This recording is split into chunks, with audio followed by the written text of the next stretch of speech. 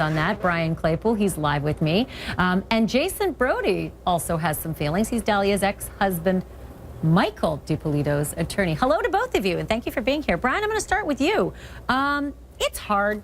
I'm not going to lie. It is really hard watching that video, and I think it's hard for me to think about you, because that is a real uphill climb, knowing that that video exists, but there's so much more as well. How do you defend her?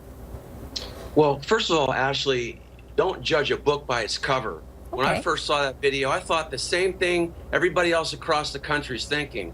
Wow, did she really do this?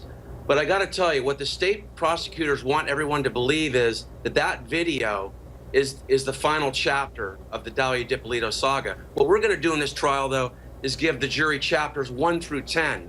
And that is a police department that was more fixed on generating fame and notoriety for the members of the police department than it was for safeguarding her constitutional rights. That's a fair argument. Jason, what do you think about some of this video actually being suppressed? Like that stuff we just showed, that whole, crocodile tear drama that wasn't true. The jury's not going to see it.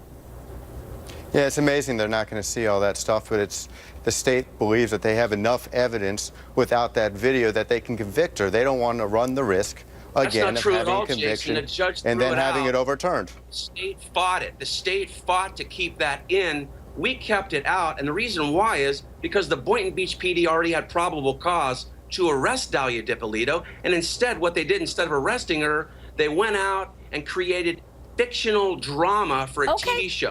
Okay, all right. So to that point, I want to play this because I said before there were hours and hours and hours of undercover video, and I'm about to play another piece. It doesn't bode well for Dalia. This is that time when those cops that do this for a living and know that they got to cover their you-know-whats give you lots of options to back out of the plan. And here's how that went. Take a look. If it's not done by Wednesday, then I'll call you. If it's done by Wednesday, the only thing you're going to hear from me is to collect, all right?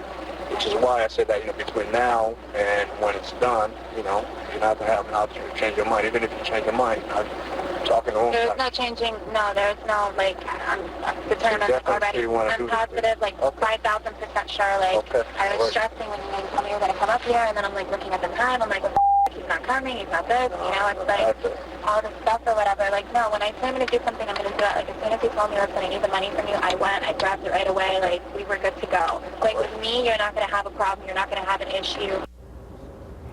Ouch, 5,000%. I'm 5,000% sure. Brian Claypool, 5,000% sure. And you're saying this is all about drama? Are you saying that she was pretending? Because in the first trial, that was the defense. This was all an act. She thought she was acting. She thought everybody was part of the show. Her boyfriend or lover was an actor. Is this still the defense for round 2? No, that's not the cornerstone of our defense, Ashley. Yeah, what our defense is that Dalia was pressured by the confidential informant, Mohammed Shiada. He was the confidential informant. He was pressuring her to go through and get videotaped with the undercover officer, Whitty Jean, because he had been threatened and pressured by the Boynton Beach Police Department unless he went through with this. Remember, Ashley, the first phone call made by the informant to the police station was, hey, I think this woman might want to hurt her husband, but it's not a serious deal, and I don't think it's a big deal, and I don't want to be involved. People don't realize that.